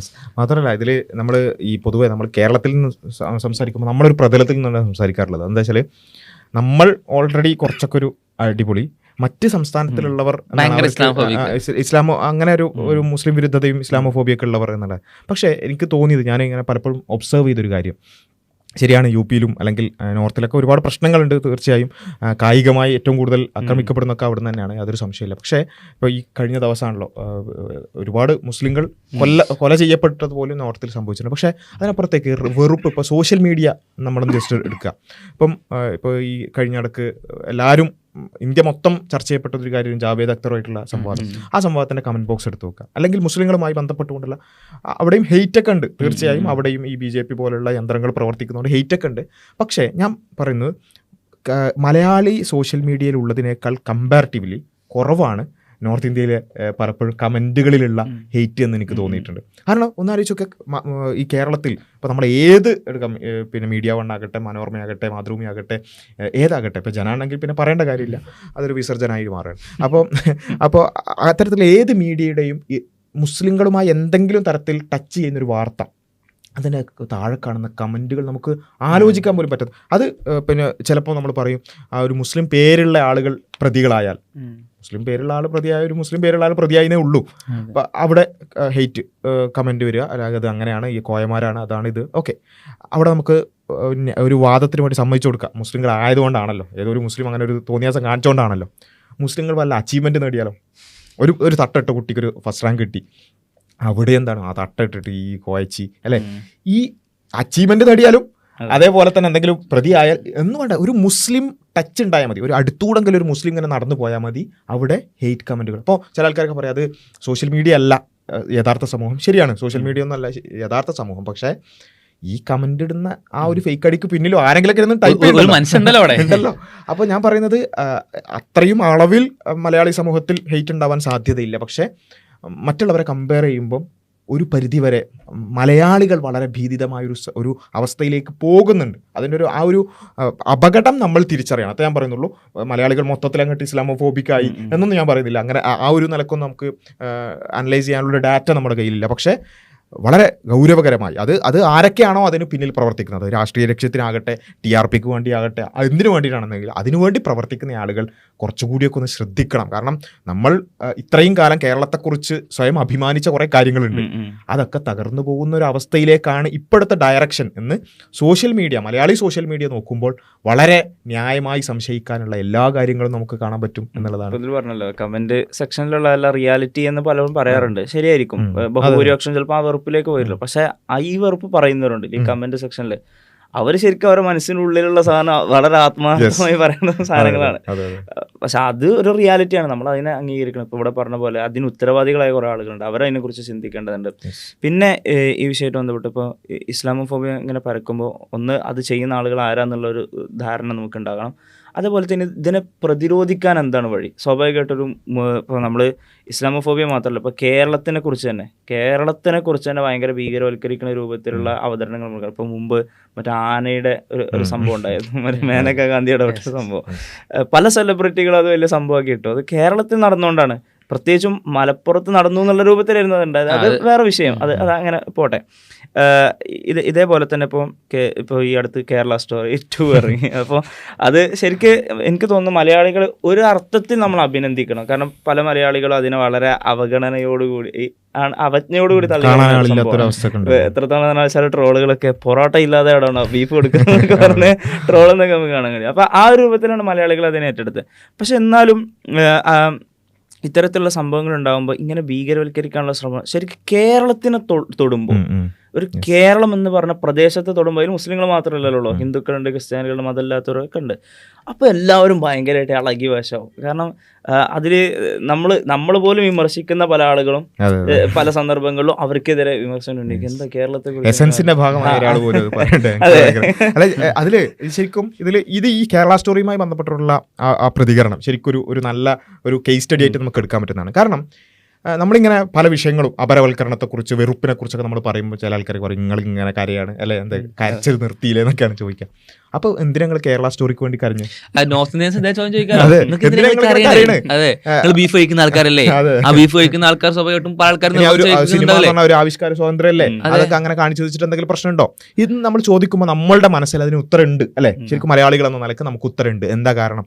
അത് വളരെ കൃത്യമായി ഇപ്പോൾ ഒരുപാട് തരത്തിൽ അതിനെ ഹാൻഡിൽ ചെയ്തിട്ടുണ്ട്. കാരണം എന്ന് വെച്ചാൽ മലയാളികൾ എന്ന നിലക്ക് ഇപ്പോൾ നോർത്തിലൊക്കെ പോയാൽ നമ്മുടെ ജോലി, നമ്മുടെ താമസം, ട്രെയിനിലൊക്കെ യാത്ര ചെയ്യുമ്പോൾ നമ്മുടെ സുരക്ഷ, ഇതിനൊക്കെ ബാധിക്കും തീർച്ചയായും. ഇവിടെ ഇപ്പം എന്താ ഉണ്ടായത്? കേരള സ്റ്റോറിയിൽ നിർബന്ധിച്ച് ബീഫ് കഴിപ്പിക്കുന്ന ഒരു പച്ചപ്പൊട്ടത്തരം കാണിച്ചു. ഓക്കെ, അത് കേരളത്തെക്കുറിച്ച് അങ്ങനെ ഒരു ഇമേജ് ഉണ്ടാക്കാനും അതുവഴി മലയാളികൾ ഹോസ്റ്റിലിറ്റി നേരിടേണ്ടുന്ന ഒരു അവസ്ഥ ഉണ്ടായേക്കാം. ഇതാണ് ഞാൻ ചോദിക്കട്ടെ, ഈ ഒരു രംഗമാണ് ഇത്രയും നമ്മളെ ചിന്തിക്കാൻ പ്രേരിപ്പിച്ചത്. അതായത് മലയാളികൾക്കെതിരെ, കേരളക്കാർക്കെതിരെ ഈ ഒരു രംഗം ഇങ്ങനെ ചിന്തിക്കാൻ കാരണമായെങ്കിലോ, അതുകൊണ്ട് മൊത്തം കേരളീയർക്കെതിരെ, മലയാളികൾക്കെതിരെ ഇങ്ങനെയൊക്കെ പ്രശ്നം ഉണ്ടായ, നമ്മുടെ ജോലി, നമ്മുടെ സുരക്ഷിതത്വം, ഇതൊക്കെ പ്രശ്നമായ എങ്കിൽ ഞാൻ ചോദിക്കട്ടെ, ഇത് ഒരു 10 സെക്കൻഡ് രംഗം അല്ലേ? ഈ 10 സെക്കൻഡ് ആണെങ്കിൽ 10,000 മണിക്കൂറുകൾ എന്ത് ചെയ്യുന്നുണ്ട് നമ്മുടെ മീഡിയകളിലൂടെ, സോഷ്യൽ മീഡിയയിലൂടെ, സിനിമകളിലൂടെ മുസ്ലിങ്ങളെ അപരവൽക്കരിക്കുന്ന, ഇതിപ്പം മലയാളികളെ മൊത്തത്തിലാണ് അപരവൽക്കരിച്ചത്, മുസ്ലിങ്ങളെ അപരവൽക്കരിക്കുന്ന 10,000 മണിക്കൂറുകൾ ആളുകൾ കണ്ടുകൊണ്ടിരിക്കുകയാണ്, കൺസ്യൂം ചെയ്തുകൊണ്ടിരിക്കുകയാണ്. ഈ 10,000 മണിക്കൂറുകൾ അത് ആളുകളിൽ ചിന്ത ഉണ്ടാക്കൂലേ? അപരവൽക്കരണം ഉണ്ടാക്കൂലേ? അപരവൽക്കരണം ഉണ്ടാക്കിയാൽ അത് മുസ്ലിങ്ങളുടെ സുരക്ഷയെ ബാധിക്കില്ലേ? അത് മുസ്ലിങ്ങൾ ആക്രമിക്കപ്പെടാൻ കാരണമാവില്ലേ? മുസ്ലിങ്ങളുടെ ജോലിയെ അത് ബാധിക്കൂലേ? മുസ്ലിങ്ങളുടെ താമസത്തെ അത് ബാധിക്കൂലേ? ഇതെന്താ നമുക്ക് ചിന്തിക്കാൻ പറ്റും? അത് പറയുമ്പോൾ എന്താ അത് പിന്നെ സിനിമ, അത് സോഷ്യൽ മീഡിയ, അതൊക്കെ അഭിപ്രായ സ്വാതന്ത്ര്യം, അത് നിങ്ങളെ വലിയ കാര്യമാക്കണം, നിങ്ങളതിന് മറുപടി പറഞ്ഞാൽ പോരെ എന്നാണ് പല ആൾക്കാരും നമ്മളെ ഉപദേശിക്കുക. അത് നമ്മൾ ഇങ്ങനെ കരയേണ്ട കാര്യമില്ല, അല്ലെങ്കിൽ അതിനെ എതിർക്കേണ്ട കാര്യമില്ല. അത് നിങ്ങൾ മറുപടി പറഞ്ഞോ, അവർ പറയുന്നു, നിങ്ങൾ പറയുന്നു. ഇതെന്താ നമുക്ക് കേരള സ്റ്റോറിന്റെ വിഷയത്തിൽ നമുക്ക് ആലോചിക്കാൻ പറ്റാത്തത്? ഇത് വളരെ ഗൗരവത്തിൽ നമ്മൾ കേരള സ്റ്റോറി ആണെങ്കിലും ഇപ്പൊ ഇതിനു മുമ്പ് കേരള സാർ 100% ലിറ്ററസി സാർ എന്ന് പറയുന്ന ഒരു പ്രസ്താവന വന്നപ്പോഴേക്ക് നമ്മൾ കേരളം മൊത്തത്തിൽ ഇളകി, അല്ലെങ്കിൽ കേരളത്തിലെ എല്ലാ ഇൻഫ്ലുവൻസേഴ്സും റിയാക്ഷൻ വീഡിയോസ് ഉണ്ടാക്കാൻ തുടങ്ങി. കാരണം ബിക്കോസ് നമുക്കറിയാം, നമ്മളെ പറയുമ്പോൾ അല്ലെങ്കിൽ നമ്മൾ ഉൾക്കൊള്ളുന്ന ആ ഒരു മുഴുവൻ സൊസൈറ്റിനെ പറയുമ്പോൾ അത് ഒന്ന് ഇപ്പം നമുക്ക് ഇത്തരത്തിൽ ജീവിതത്തിൽ പ്രയാസങ്ങൾ ഉണ്ടായിട്ടില്ലെങ്കിൽ പോലും ഇമോഷണലി നമ്മൾ എത്രത്തോളം ടച്ച് ചെയ്യും എന്നുള്ളത് അറിയാം. ഇനി 2 ജീവിതത്തിൽ പ്രയാസങ്ങൾ ഉണ്ടാകുന്ന രീതിയിലേക്ക് അത് പരിവർത്തിക്കപ്പെടുന്നുവെങ്കിൽ എത്രമേൽ വലിയ ബുദ്ധിമുട്ടുണ്ടാക്കുന്നത്. ഇപ്പോൾ ഇസ്ലാം വെറുപ്പ്, മുസ്ലിങ്ങൾ മൊത്തത്തിൽ എന്തോ ഒരു പ്രശ്നമാണെന്ന ഒരു വെറുപ്പും ഭീതിയും അത് എത്ര സ്ഥലങ്ങളിൽ മുസ്ലിങ്ങളുടെ ജീവിതം ദുസ്സഹാക്കിയിട്ടുണ്ട്. ഇപ്പോൾ ഏറ്റവും ലളിതമായിട്ട് ആലോചിക്കുക, അഖ്ലാഖ് എന്ന് പറയുന്ന ഒരു മനുഷ്യനെ പറ്റി ആലോചിക്കുക, അല്ലെങ്കിൽ ജുനൈദിനെ പറ്റി ആലോചിക്കുക. അത് ഒന്നും ചെയ്യാത്ത മനുഷ്യന്മാരാണ് സഹോദരങ്ങളെ, ഒന്നും ചെയ്യാത്ത ആൾക്കാരാണ്. അപ്പം നമ്മളെ വീട്ടിൽ നമ്മൾ ഒരു മാംസം കൊണ്ടുപോയി വെക്കുകയാണെങ്കിൽ എത്ര സിമ്പിൾ കാര്യമാണത്. നിങ്ങൾ രാവിലെ പോയിട്ട് വീട്ടിൽ നിന്ന് പുറത്തേക്ക് പറഞ്ഞിട്ട് മീൻ വാങ്ങുന്നു, അല്ലെങ്കിൽ ഒരു ചിക്കൻ വാങ്ങുന്നു, ബീഫ് വാങ്ങുന്നു, മട്ടൻ വാങ്ങുന്നു. എന്തിനാണത് വാങ്ങുന്നത്? കഴിക്കാനാണ്. തന്നെയും തൻ്റെ മക്കളെയും തൻ്റെ കുടുംബത്തെയും ഊട്ടാൻ വേണ്ടിയിട്ടാണ് അത് വാങ്ങുന്നത്. അങ്ങനെ വന്ന് വാങ്ങി ആ ഭക്ഷണം കഴിക്കണമെന്ന് ആലോചിച്ചിരിക്കുന്ന ഒരു മനുഷ്യൻ, അല്ലെങ്കിൽ അത്തരത്തിലൊരു കുടുംബം, അല്ലെങ്കിൽ അത്തരത്തിൽ ചില മനുഷ്യന്മാർ, അവർ തങ്ങളുടെ ഭക്ഷണത്തിന് അവർക്ക് ആരോടും ഒരു വെറുപ്പുണ്ടായിട്ടല്ല, അവർ ഏതെങ്കിലും ആളുകളെ ദ്രോഹിക്കാൻ വേണ്ടിയിട്ടല്ല അവർ തങ്ങളുടെ വീട്ടിലേക്ക് ഒരു മാംസം വാങ്ങുന്നത്. അത്തരത്തിലൊരു മനുഷ്യൻ, അത് സ്വാഭാവിക ജീവിതം നയിക്കുന്ന ഒരു മനുഷ്യൻ കുറേ ആളുകളാൽ തല്ലിക്കൊല്ലപ്പെടുന്നു. ഇമാജിൻ ചെയ്യൂ, നമ്മളെ വീട്ടിലത്തെ ഒരാളെ പറ്റി ആലോചിക്കുന്നു. ഇപ്പോൾ നിങ്ങൾ കേരളക്കാരാണ്, ഉദാഹരണത്തിന് ഇത്തരത്തിൽ ബീഫിനെ പറ്റി ഭയങ്കരമായിട്ട് ന്യൂസ് നോർത്ത് ഇന്ത്യ പ്രചരിച്ചു. അപ്പോൾ നിങ്ങളുടെ ഫ്ലാറ്റ് മാത്രമേ അവിടെ ഉള്ളൂ, ഒരു 100 കണക്കിന് കുടുംബങ്ങൾ ജീവിക്കുന്ന സ്ഥലമാണ്. അവിടെ കേരള സ്റ്റോറിൻ്റെ ട്രെയിലർ റിലീസ്ഡ് ആവുകയാണ്. ആ കേരള സ്റ്റോറിൻ്റെ ട്രെയിലർ കണ്ടിട്ട് ഒരുപാട് ആളുകൾ മനസ്സിലാക്കുകയാണ്, യെസ്, കേരളത്തിൽ ഒരുപാട് ആളുകൾ ബീഫ് മറ്റുള്ളവരെ നിർബന്ധിച്ച് കഴിപ്പിക്കുന്നതാണ്. ബീഫ് നിർബന്ധിച്ച് കഴിപ്പിക്കുക എന്ന് പറഞ്ഞാൽ അവർ ഞങ്ങൾക്കെതിരാണ്. അപ്പം ഞങ്ങളൊക്കെ ഒരു ശത്രുപക്ഷത്ത് കാണുന്ന ആളുകളാണ്. ഈ ഫ്ലാറ്റിലെ ഇന്നയാൾ കേരളക്കാരനാണ്, നിങ്ങളെ പേര് എന്തോ ആയിക്കോട്ടെ, ഫ്രാൻസ് ആയിക്കോട്ടെ, രവി ആയിക്കോട്ടെ, ഇനി ഏതെങ്കിലും അഹമ്മദ് ആയിക്കോട്ടെ, ഏത് പേരോ ആയിക്കോട്ടെ, നിങ്ങൾ കേരളക്കാരനാണ് സിംപ്ലി, ഇനി മുസ്ലിം പേരല്ല എന്ന് വിചാരിച്ചോ. നിങ്ങൾ ആ ഫ്ലാറ്റിൽ നിൽക്കുന്ന സമയത്ത് നിങ്ങളുടെ വീട്ടിലേക്ക് അവർ ഇരച്ച് കയറി വരികയാണ്.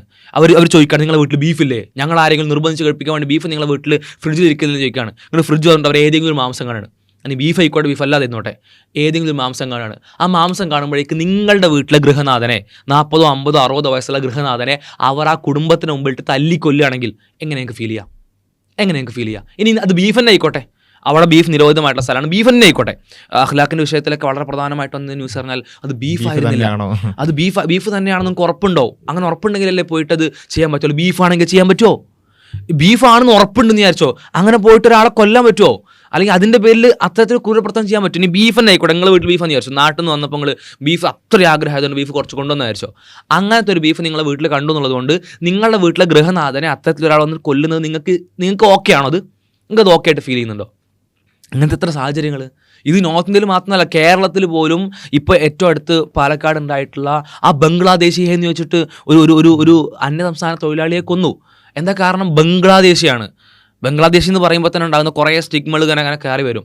ബംഗ്ലാദേശി ആണെങ്കിൽ കള്ളനായിരിക്കും, കള്ളനാണെങ്കിൽ അയാൾ എന്തായാലും തല്ലിക്കൊല്ലപ്പെടേണ്ട ഒരു മനുഷ്യനാണ്. ആ മനുഷ്യനെ തല്ലിക്കൊന്നു കേരളത്തിൽ. ഇനി കേരളത്തിൽ തന്നെ ഇപ്പോൾ പല സ്ഥലങ്ങളും, ഈവൻ ഏറ്റവും കൂടുതൽ വികസനമുള്ള നഗരമായിട്ട് നമ്മൾ മനസ്സിലാക്കുന്ന എറണാകുളവും കൊച്ചി അടക്കമുള്ള സ്ഥലങ്ങളിൽ പോലും എത്രയധികം റിപ്പോർട്ടുകൾ വന്നു, മുസ്ലിം നാമധാരികളായിട്ടുള്ള ആളുകൾക്ക് വീട് കൊടുക്കുന്നില്ല, ഫ്ലാറ്റ് കൊടുക്കുന്നില്ല. അത് താമസിക്കാൻ പോകുമ്പോൾ സ്വാഭാവികമായിട്ട് നിങ്ങളെപ്പോലൊരു ജീവിതം നയിക്കുന്ന മനുഷ്യൻ, നിങ്ങളെപ്പോലെ സാധാരണ ജീവിതം നയിക്കുന്ന മനുഷ്യൻ, നമ്മൾ വ്യത്യാസമുള്ള ആരാധനാകർമ്മങ്ങൾ മാത്രമാണ്, അല്ലെങ്കിൽ ഒരു പരിധി വരെ ധാർമ്മിക മൂല്യങ്ങൾ ഒരേപോലെ ഷെയർ ചെയ്യുന്ന ആളുകളാണ്. അതിൽ വളരെ ചെറിയ ധാർമ്മിക മൂല്യങ്ങൾ വ്യത്യാസങ്ങളുണ്ടാവും, അതേപോലെ തന്നെ ആരാധനാകർമ്മങ്ങൾ വ്യത്യാസം ഉണ്ടാവും. ഏത് മതസ്ഥരും തമ്മിലുള്ള വ്യത്യാസങ്ങളുള്ളതുപോലെ തന്നെ ഈ നാട്ടിൽ വളർന്ന് ജനിച്ച് ജീവിക്കുന്ന മനുഷ്യർ, ആ മനുഷ്യർ ഒരു പ്രത്യേക സ്ഥലങ്ങളിലേക്ക് പോകുമ്പോൾ അവർക്ക് അവിടെ റൂം കിട്ടുന്നില്ല, താമസ സ്ഥലം കിട്ടുന്നില്ല. എന്തുകൊണ്ട്? അവരുടെ പേര് ഇതായതുകൊണ്ടോ, അല്ലെങ്കിൽ അവരുടെ സമുദായം ഇതായതുകൊണ്ടോ? അവിടെയാണ് ഇസ്ലാം ഫോബിയ എത്രത്തോളം ഡേഞ്ചർ ആയിട്ടാണ് ഒരു സമുദായത്തിൻ്റെ ജീവിതത്തെ ബാധിക്കുന്നത് എന്നുള്ളത്. ലിറ്ററലി ഒരു സ്ഥലത്തേക്ക് പോകുമ്പോൾ, ഇപ്പോൾ ഇന്ത്യയിലേക്ക് ഒരു മൊത്തം ടൂർ പോകുമ്പോൾ പോലും ലിറ്ററലി ഞങ്ങളടക്കമുള്ള ആളുകൾ ഓരോ സ്ഥലത്തും പോയി പെരുമാറുന്നത് അത്ര സൂക്ഷ്മതയോടെയാണ്. ഇത് സത്യമാണ്. കാരണം ഇപ്പോൾ എൻ്റെ അനിയൻ പഠിക്കുന്നത് നോർത്ത് ഇന്ത്യയിലാണ്. അപ്പോൾ അവനെ അങ്ങോട്ട് പറഞ്ഞയക്കുമ്പോൾ നമ്മളെപ്പോഴും ശ്രദ്ധിക്കുന്ന ഒരു കാര്യം, നമ്മൾ സാധാരണ ഇപ്പോൾ പല സ്ഥലത്തും പോകുമ്പോൾ ബീഫൊക്കെ ഇതാക്കി കൊടുക്കും. പക്ഷേ ഇത് ഒരു ദിവസം അവനെ അത് കൊണ്ടുപോയപ്പോൾ ഞങ്ങളവന് ചീത്ത അറിയത്. അപ്പോൾ ഇത് നമ്മളുടെ ജീവിതത്തിൽ ഇപ്പോൾ നമ്മൾ സാങ്കല്പികമായി പറയുന്ന ഒരു സാധനമല്ല. നമ്മുടെ ജീവിതത്തിൽ നമ്മുടെ അനിയന്മാരെ, നമ്മുടെ കുടുംബക്കാരെ ഒരു സ്ഥലത്തേക്ക് പറഞ്ഞയക്കുമ്പോൾ പോലും അവരുടെ എന്ത് കഴിക്കണം, എന്ത് കഴിക്കരുത് എന്ന് പറയേണ്ട രൂപത്തിലേക്ക് അവസ്ഥകൾ മാറാണ്, സാഹചര്യങ്ങൾ മാറാണ്. അത് ഭയങ്കര ഒരു ഭീകരാവസ്ഥ തന്നെയല്ലേ. ഇത് ഇപ്പം മറ്റുള്ള ആളുകൾ, ഇപ്പോൾ ഈ ഇസ്ലാമോഫോബിയ പരത്തുന്ന ആളുകൾ, ഇവർക്ക് ശരിക്കും ചിന്തിക്കേണ്ട ഒരു കാര്യമാണ്. ഇതേപോലെ ഒരു അവസ്ഥ ഇവർക്ക് വരുമ്പോഴാണല്ലോ, ഇപ്പോൾ കേരള സ്റ്റോറി ഇറങ്ങിയപ്പോഴാണല്ലോ ഇവർക്ക് പൊള്ളിയത്. ഇതേ പൊള്ളൽ മുസ്ലിങ്ങൾക്കും അനുഭവിക്കുന്നുണ്ട് എന്നറിയാനുള്ള ഒരു മിനിമം കോമൺ സെൻസും ആ ഒരു മനസ്സെങ്കിലും. ഇതിൽ ഒരുപാട് ടൂളുകൾ ശരിക്കും ഇതിലേക്ക് ടൂളായി മാറുന്ന പല കാര്യങ്ങളും നമ്മൾ മനസ്സിലാക്കേണ്ടതുണ്ട്. ഒന്ന്, ഒരു ജനറലൈസേഷൻ. അപ്പം പിന്നെ വൈറ്റ് കോളർ ടെററിസം ഒരു വളരെ ലിബറലായി മാധ്യമപ്രവർത്തനം ചെയ്യുന്ന ഒരു വ്യക്തിയാണ്. അതൊരു ഭയങ്കര സംഭവമായിട്ട് അത് യഥാർത്ഥത്തിൽ അവിടെ എന്താ സംഭവിക്കുന്നത്? വൈറ്റ് കോളർ ടെററിസം എന്ന് പറയുന്ന ഒരു ടേം കോയിൻ ചെയ്ത് അതിലൂടെ ഒരു ഭീതി ഉണ്ടാക്കുന്നതിലൂടെ ഏതൊരു മുസ്ലിം അങ്ങനെ ആവാം. സെക്യുലർ ആളുകളാണ് പറയുന്നത്. അപ്പം ഒരു വിദ്യാഭ്യാസമോ ഒന്നും അവിടെ ഫാക്ടർ അല്ല. അത് ഏത് നിങ്ങളുടെ കൂടെ അതിൽ പ്രത്യേക അതിൽ പറയുന്നുണ്ട്, നിങ്ങളുടെ കൂടെ ജോലി ചെയ്യുന്നവരായിരിക്കാം, അല്ലെങ്കിൽ പഠിക്കുന്നവരായിരിക്കാം, അത് ചിലപ്പം മതചിഹ്നങ്ങൾ അവർക്ക് ഉണ്ടായിക്കൊള്ളുന്നില്ല. എന്ന് വെച്ചാൽ എന്ത് ചെയ്താലും കാര്യമില്ല, മുസ്ലിം ആണെങ്കിൽ അത് ഒരു അല്ലെങ്കിൽ സംശയത്തോടെ നോക്കിക്കൊള്ളണം എന്നുള്ളതാണ്. അതേപോലെ തന്നെയാണ് ഈ പറഞ്ഞ ബാലൻസിങ് ഇസ്ലാമോഫോബിയയിൽ ഏറ്റവും നന്നായി നടക്കുന്ന ഒരു കാര്യം. ഈ ബീഫിൻ്റെ കാര്യം പറയുമ്പോൾ നേരെ ചില ആൾക്കാർ ബീഫ് ആകട്ടെ പിന്നെ പന്നിയിറച്ചി ആകട്ടെ എന്നൊക്കെ അങ്ങനെ പറയും. ഇവിടെ ഏതെങ്കിലും ഒരു ലോകത്ത് ഒരു മുസ്ലിം മറ്റൊരാള് പന്നിയിറച്ചി കഴിച്ചതിനെ തള്ളിക്കൊന്നതോ അല്ലെങ്കിൽ എന്തെങ്കിലും അടിച്ചതോ അങ്ങനെ എന്തെങ്കിലും ഉണ്ട്. ഇവിടെ യഥാർത്ഥത്തിൽ ഇതിനെ എങ്ങനെയാണ് സമീകരിക്കുന്നത്? ഇവിടെ ഒരു വിഭാഗം പറയുന്നത് ഞങ്ങൾക്ക് ബീഫ് പിന്നെ കഴിക്കാൻ പറ്റില്ല, അല്ല പശുമാംസം കഴിക്കാൻ പറ്റില്ല, അതുകൊണ്ട് നിങ്ങളും കഴിക്കരുത് എന്നുള്ളതാണ്. മറുഭാഗത്ത് മുസ്ലിങ്ങൾ പറയുന്നത് ഞങ്ങൾക്കിത് ഹറാമാണ്, അതുകൊണ്ട് ഞങ്ങൾ കഴിക്കുന്നില്ല, നിങ്ങൾ എന്താ ചെയ്തട്ടെ. അത് വേറെ വ്യത്യാസമുണ്ട്. ഇവർക്കിത് പവിത്രമാണ്, മറ്റവർക്ക് ഇത് മാലിന്യാണ്. മുസ്ലിങ്ങൾക്ക് ഇത് മാലിന്യാണ്. കള്ള് ഹറാമാണ്, അതുപോലെ പന്നിയിറച്ചി ഹറാമാണ്. നിങ്ങൾ കള്ളു കുടിക്കേ പന്നിയിറച്ചി എന്തോട്ട് ചെയ്തോട്ടെ. പവിത്രമായി കണ്ട് പന്നിയെ അത്തരത്തിൽ ബഹുമാനിക്കുകയോ പവിത്രമായി ദൈവികമായിട്ട് കാണുകയോ ചെയ്യുന്ന മനുഷ്യരല്ല. ഇതടക്കം നമ്മൾ എക്സ്പ്ലെയിൻ ചെയ്യേണ്ടി വരുന്നു എന്നുള്ളതാണ് ഇതിൽ ഏറ്റവും വലിയൊരു പിന്നെ ഒരു പ്രയാസം എന്ന് പറയുന്നത്. അപ്പോൾ എനിവേ ഇത് ഈ ഒരു ബാലൻസിങ് പലപ്പോഴും നമ്മൾ കാണും. ബീഫ് ഫെസ്റ്റ് നടത്തുകയാണെങ്കിൽ എന്തായാലും പോർക്ക് ഫെസ്റ്റും കൂടി നടത്തണം, എന്നാലേ ബാലൻസ് ആണല്ലോ. അതൊക്കെ ഒരു കുഴപ്പമില്ല. പക്ഷെ ഇത് ഈ ആൾക്കാരെ അവിടെ പോലും ഇത് എന്താ അപ്പുറത്തും ഇപ്പുറത്തും ഇങ്ങനെ തൂക്കൊപ്പിച്ചിട്ടേ ഇത് ചെയ്യാൻ പറ്റുള്ളൂ എന്നുള്ളതാണ് അവിടെ വരുന്നത്. രണ്ടും എൻ്റയർലി ഡിഫറെൻ്റ് ആയിരിക്കും. അതേപോലെ തന്നെയാണ് ഇപ്പോൾ ഈ കേരള സ്റ്റോറിക്കെതിരെയൊക്കെ പ്രതിഷേധിച്ച ഒരു നാസ്തികനായ വ്യക്തി, യഥാർത്ഥത്തിൽ പിന്നെ ഈ രാജസ്ഥാനിലൊരു മുസ്ലിമിനെ പച്ചക്ക് പിന്നെ കത്തിച്ചു കൊന്നപ്പോൾ അയാൾ പറഞ്ഞത് മുസ്ലിങ്ങൾ മനുഷ്യരായാൽ പ്രശ്നം പരിഹരിക്കാന്നായിരുന്നു. മുസ്ലിങ്ങൾ മനുഷ്യരായാൽ പ്രശ്നം പരിഹരിക്കാന്ന് പറഞ്ഞ ആളാണ് ഇപ്പോൾ കേരള സ്റ്റോറിക്കെതിരെ. ഒന്ന് ആലോചിക്കുക, മലയാളികൾ മനുഷ്യരായാൽ പ്രശ്നം പരിഹരിക്കാന്ന് ഒരു നോർത്ത് ഇന്ത്യക്കാരൻ ട്വീറ്റ് ചെയ്താൽ അതെ, അതെന്ന് വെച്ചാൽ അവർ പറയാ എന്താ മനുഷ്യനാവുക എന്ന് പറഞ്ഞാൽ എഡ്യൂക്കേഷണൽ ഇതാണ്, അല്ലെങ്കിൽ ഓക്കെ അവരുടെ പെർസ്പെക്റ്റീവിൽ പറയുകയാണെങ്കിൽ ഒരു ദേശീയ ബോധം ഉണ്ടാവലാണ്. അപ്പോൾ മലയാളികൾക്ക് ദേശീയ ബോധം ഇല്ല, അതുകൊണ്ട് മലയാളികൾ മനുഷ്യരായാൽ പ്രശ്നം പരിഹരിക്കാൻ ദേശീയ ബോധം ഉണ്ടാവാൻ വേണ്ടി പറയണമെന്നൊക്കെ വേണമെങ്കിൽ ന്യായീകരിക്കാം. അതേപോലെ മുസ്ലിങ്ങൾ മനുഷ്യരായാൽ പ്രശ്നം പരിഹരിക്കുക എന്ന് പറയുന്ന ആൾക്കാർക്ക് ഇത് കാണുമ്പോൾ ഒരു ഇളക്കം തോന്നുന്നുണ്ടെങ്കിൽ ഓക്കെ, ആ ഇളക്കം നല്ലതാണ്. പക്ഷേ അതേ കാര്യം ഇപ്പുറത്തേക്കും കൂടി, ആ യുക്തി കൂടി ഇപ്പുറത്തേക്കും കൂടി ഒന്ന് ആലോചിക്കണം എന്നുള്ളതാണ് നമുക്ക് പറയേണ്ടത്. എല്ലാത്തിലും ബാധകമാണ് മലപ്പുറം ജില്ല വിഭജിക്കുക. ഒരു ജില്ലാ വിഭജനം എന്നൊക്കെ പറഞ്ഞാൽ എത്ര ജില്ല ഇവിടെ വിഭജിച്ചിട്ടുണ്ട്. ഒരുപാട് ജില്ലകൾ വിഭജിച്ചിട്ടൊക്കെ തന്നെ, അല്ലാതെ എന്താ പറയുക, ഭൂമി ഉണ്ടായപ്പോൾ തന്നെ 14 ജില്ലയായിട്ട് കേരളം ഇങ്ങനെ പുറക്കൊന്നല്ല ചെയ്തത്. കേരളം ഉണ്ടായത് പിന്നെയാണ്, അതേപോലെ തന്നെ കേരളത്തിലെ ജില്ലകൾ ഉണ്ടായത് പിന്നെ. ഇതൊക്കെ ഒരു അഡ്മിനിസ്ട്രേറ്റീവ് ആയിട്ടുള്ള പ്രോസസ്സുകളുടെ എളുപ്പത്തിന് വേണ്ടി സംഭവിക്കുന്ന കാര്യമാണ്. അപ്പം ഒരു സ്ഥലത്ത് ജനസാന്ദ്രത കൂടുതലാണ് അല്ലെങ്കിൽ ആളുകൾ കൂടുതലാണ് എങ്കിൽ അത് വിഭജിച്ചാലാണ് കുറച്ചുകൂടി നന്നായി അഡ്മിനിസ്ട്രേഷൻ നടക്കുക. അതങ്ങനെ തന്നെയല്ലേ വേണ്ടത്. ഏറ്റവും കൂടുതൽ പോപ്പുലർ ആയിട്ടുള്ള ജില്ലക്ക് അതിന്റെ ക്ലെയിം ഏറ്റവും കൂടുതൽ പറയാനുള്ള റൈറ്റ് ഉണ്ടാവുമല്ലോ. 40 ലക്ഷം എന്ന് പറയുമ്പോൾ സ്പെയിനിലെ ജനസംഖ്യ എന്ന് മനുഷ്യരെ ആലോചിച്ച് നോക്കിങ്ങൾ. ഇന്ത്യയിലെ ഒരു സംസ്ഥാനത്ത് ഒരു ജില്ലയിലുള്ള ജനസംഖ്യ, മലപ്പുറത്തുള്ള ജനസംഖ്യ എന്ന് പറഞ്ഞാൽ സ്പെയിൻ എന്ന് പറയുന്ന രാജ്യത്തുള്ള ജനസംഖ്യകളാണ്. അത് വിഭജിക്കേണ്ട, അതിന് ഒറ്റ യൂണിറ്റ് ഭരിച്ചാൽ മതി എന്നാണ് നമ്മൾ മനസ്സിലാക്കുന്നത്. ഇത് ഇവിടെ മാത്രമല്ല, ഇപ്പം ഈവൻ മലബാർ പ്രദേശത്തേക്ക് വന്നാൽ തന്നെ ഈ വിഭജനങ്ങൾ, അതായത് കുറച്ചധികം എന്തൊക്കെയോ അവിടെ സംഭവിക്കുന്നു തോന്നുന്നുണ്ടാകുമ്പോഴേക്കേ ഭയങ്കര പ്രശ്നമാണ്. വിഭജനം എന്ന് കേൾക്കുമ്പോൾ എന്തോ രാജ്യം വിഭജിച്ച് പോകുന്നവരെയാണ് ചില ആൾക്കാർ, ബോർഡർ കെട്ട് കമ്പിയിലേക്ക് കെട്ടുന്നവരെയാണ്. നമ്മള് കോഴിക്കോട് മലപ്പുറത്ത് അറിയൂല. അതാണ് ജില്ലകളെന്ന് പറഞ്ഞാൽ അത്രേ ഉള്ളൂ. അതായത് ഇപ്പൊ ഞാനിപ്പോ വന്നത് കോഴിക്കോട് നിന്നാണ് മലപ്പുറത്താണ് എത്തിയിട്ടുള്ളത്. കോഴിക്കോട് നിന്ന് എപ്പോഴാണ് മലപ്പുറത്ത് എത്തിയത് എനിക്കറിയില്ല. അതാണ് ഇവിടുത്തെ ജില്ല. രാവിലെ 3 ജില്ലകൾ കവർ ചെയ്യേണ്ടി പാലക്കാട്, കോഴിക്കോട്, മലപ്പുറം. അപ്പോൾ ഇത് അത്രയും സിമ്പിളായ ഒരു കാര്യം ഒരു അഡ്മിനിസ്ട്രേറ്റീവ് പർപ്പസിന് വേണ്ടി ഡിവൈഡ് ചെയ്യുമ്പോൾ പോലും അത് ഡിവൈഡ് ചെയ്തിട്ടില്ല, ചെയ്തതിനെ കുറിച്ച് ആലോചിക്കാൻ വേണ്ടി ആലോചിക്കുമ്പോഴേക്ക് പ്രശ്നമാണ്. അപ്പോൾ ചില ആൾക്കാരൊക്കെ പറയാം നിങ്ങൾ കുറെ പ്രസവിച്ചോ, ആയിക്കോട്ടെ പ്രസവിച്ച് ആൾക്കാരുണ്ടായാലും നിങ്ങൾക്ക് പ്രസവിക്കാൻ പറ്റില്ലെങ്കിൽ അത് എന്താ ഞങ്ങൾ എന്ത് ചെയ്യാനാ, നമുക്കൊരു ഒന്നും ചെയ്യാൻ പറ്റില്ല സഹോദരങ്ങളെ. പരിഹാരം ഉണ്ടാക്കണേ. അത് എന്തോ ആയിക്കോട്ടെ, ആളുകൾ ഉണ്ടെങ്കിൽ അതെന്ത് ചെയ്യണം. പിന്നെ അതെന്ന് വെച്ചാൽ ഈ മലബാറിലേക്ക് എന്തെങ്കിലും പ്രത്യേക വരിക എന്ന് പറയുമ്പോൾ ഉണ്ടാകുന്ന ഒരു ടെൻഷൻ ഉണ്ടല്ലോ. അപ്പോൾ നമ്മൾ ലളിതമായിട്ട് നമ്മൾ ഇപ്പോഴും മെയ് മാസത്തിൽ ഇപ്പോൾ 2 മാസം കഴിഞ്ഞ് വരുന്ന പ്രധാനപ്പെട്ട ചർച്ചയാണ് +1 സീറ്റിന്റെ പ്രശ്നം. വരാൻ പോവാണ്. അതായത് വളരെ സിമ്പിൾ ലളിത യുക്തിയിലേ ജസ്റ്റ് ഒരു കണക്കറിയുന്ന 4ാം ക്ലാസ്സിന് കൊടുത്തവൻ പറയുന്നത് ഭയങ്കര പ്രശ്നമാണുള്ളത്. കാരണം കോട്ടയം, കൊല്ലം, തിരുവനന്തപുരം പോലത്തെ സ്ഥലങ്ങളിൽ സീറ്റുകൾ അധികം, അഥവാ സീറ്റുകൾ എക്സ്ട്രാ, ആ ടീച്ചേഴ്സ് എക്സ്ട്രാ, ക്ലാസ് റൂമുകൾ എക്സ്ട്രാ, ഇങ്ങനെ അവിടെ കിടക്കും. നമ്മളൊന്നും ഒരു പരാതി ഇല്ല, അവിടെ എന്താ കിടന്നോട്ടെ, എക്സ്ട്രാ കിടന്നോട്ടെ. അതേ സാധനം മലബാറിലേക്ക് വരുമ്പോൾ ഫ്രം പാലക്കാട് ടു കാസർഗോഡ് ഭയങ്കര കുറവ്. പാലക്കാട് മാത്രമല്ല, അതിൽ മനസ്സിലാക്കേണ്ടത് അവിടെ ഉള്ള ടീച്ചേഴ്സ് ടു സ്റ്റുഡൻറ് റേഷ്യോയും ഇവിടേക്ക് വരുമ്പോൾ മാറ്റുന്ന അവസാനം ഇതാണ് സംഭവിക്കുക, ടീച്ചർ ടു സ്റ്റുഡൻറ് റേഷ്യോ അങ്ങോട്ട് കൂട്ടും. എന്നുവെച്ചാൽ ഐ മീൻ സ്റ്റുഡൻസിന്റെ എണ്ണം കൂട്ടും. അപ്പോൾ അപ്പോൾ അവിടെ യഥാർത്ഥത്തിൽ ഇൻഎഫക്റ്റീവ് ആവുകയാണ് ചെയ്യുന്നത്. അതായത് ഇപ്പോൾ അവസാനത്തെ ചില പഠനങ്ങളിൽ ഒരു ക്ലാസ് ഉണ്ടാവേണ്ട സ്റ്റുഡൻറ് പറഞ്ഞാൽ 40-45 ആയിരുന്നു, അതിപ്പോൾ 80 വരെ എത്തിച്ചിരിക്കുന്നത്. പരിഹാരമാണ് പരിഹാരം എന്ന് പറഞ്ഞാൽ ഒരേ ക്ലാസ്സിൽ കുറേ കുട്ടികളെ കുത്തിയിറക്കുക. ഇങ്ങോട്ട് മൈതാന പ്രഭാഷണം മാതിരിയാണ്. മലബാറിലെ കുട്ടികൾ എന്ത് ചെയ്യുക, ടീച്ചർ മൈക്ക് വെച്ച് ക്ലാസ് എടുക്കുന്നതൊക്കെ എന്തോ വല്ല പ്രസംഗത്തിനോ കോൺഫറൻസിനോ വഹിക്കാണോ, ക്ലാസ് ആണ്. അപ്പോൾ എൻ്റെ വിചാരം, ഞാൻ +1 +2 പഠിക്കുന്ന സമയത്ത് വിചാരിച്ചാൽ എല്ലാ സ്ഥലത്തും +1 +2 സീറ്റ് എന്ന് പറഞ്ഞാൽ എല്ലാവർക്കും കിട്ടുന്ന സാധനമല്ല, ഇതൊരു സ്പെഷ്യൽ സാധനമാണ്. അപ്പോൾ നമ്മുടെ നാട്ടിലൊക്കെ ഒരു ബേസിക് എന്ന് പറഞ്ഞാൽ +2 സ്കൂളിൽ സീറ്റ് കിട്ടണം കേട്ടോ, അപ്പോൾ അതിന് പഠിച്ചിട്ടോ എന്നുള്ളതാണ് മാതാപിതാക്കളെ പ്രത്യേക ഒരു എന്താ പറയുക ഉപദേശം. ഇത് നമ്മൾ പിന്നെയാണ് മനസ്സിലാകുന്നത് അവിടെ എന്ന് പറഞ്ഞാൽ, അല്ലെങ്കിൽ അത്തരത്തിലൊരു ഒരു പ്രത്യേകതയില്ല. 10 കഴിഞ്ഞാൽ +1 എത്തും, +2 എത്തും. ഇവിടെ ഫുൾ A+ കിട്ടിയ കുട്ടിക്ക് അവർക്ക് ഇഷ്ടപ്പെട്ട കോഴ്സ് എടുക്കാൻ പറ്റുന്നില്ല. മലപ്പുറം ജില്ലയിൽ 60-70,000 ആണ്, പാലക്കാട് ജില്ല 30,000-ഓളാണ്, അതേപോലെ തന്നെ 10,000, 15,000 കോഴിക്കോട്, കണ്ണൂർ, ഇത്തരത്തിൽ ഒരുപാട് കുട്ടികൾ പുറത്താണ്. ഇത് സീറ്റ് കൂട്ടാവുന്നതേ ഉള്ളൂ, അല്ലെങ്കിൽ അധ്യാപകരെ പുതിയ നിയമിക്കാവുന്നതേ ഉള്ളൂ, അല്ലെങ്കിൽ ഏറ്റവും കുറഞ്ഞത് യുക്തിപരമായ പരിഹാരമാണ്. ഇനി അത് എന്തെങ്കിലും വിവേചനം തോന്നുന്നുണ്ടെങ്കിൽ വേണ്ട, വടക്ക് നിന്ന് അധികമുള്ള അധ്യാപകരോ അധികമുള്ള ക്ലാസ്സുകളെയൊക്കെ മുകളിലേക്ക് കൊണ്ടുവരാവുന്നതേ ഉള്ളൂ. ഇതൊന്നും ചെയ്യാത്തെന്ന് പറഞ്ഞാൽ മലബാറിന് എന്തെങ്കിലും ഞങ്ങൾ കൊടുത്താൽ ഞങ്ങളെ ഗവൺമെൻറ് എന്തോ മുസ്ലിം പക്ഷമാണെന്ന് തോന്നിപ്പോവും.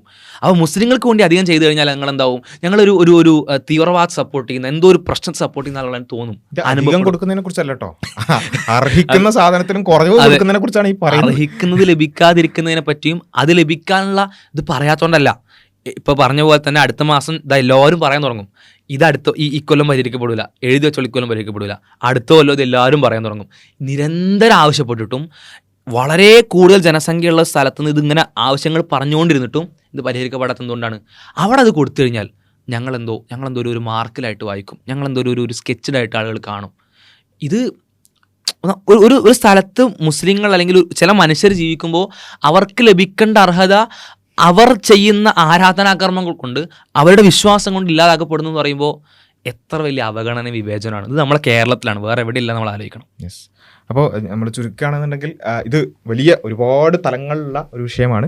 അതിൻ്റെ ഏതാനും ഭാഗങ്ങൾ മാത്രമാണ് നമ്മൾ ടച്ച് ചെയ്ത് പോയിട്ടുള്ളത്. കേരളത്തിൽ നമ്മൾ നിരന്തരം അഭിമുഖീകരിച്ചുകൊണ്ടിരിക്കുന്ന ഏതാനും വിഷയങ്ങൾ സൂചിപ്പിച്ചു എന്ന് മാത്രം. അപ്പോൾ ഇത് ശരിക്കും പറഞ്ഞാൽ ഇത് കേൾക്കുന്ന കുറച്ചൊരു നീതിബോധമുള്ള ആളുകൾ, ഒരു മുസ്ലിം വെറുപ്പുമായി ഇത് കേൾക്കുന്ന ആളുകൾക്ക് വീണ്ടും നേരത്തെ പറഞ്ഞ ആ ഒരു ചിന്താഗതി ഉണ്ടാവുള്ളൂ. പക്ഷേ ഒരല്പം നീതിബോധമുള്ള ആളുകളെ സംബന്ധിച്ചിടത്തോളം ഈ കാര്യങ്ങൾ വളരെ വ്യക്തമാണ്.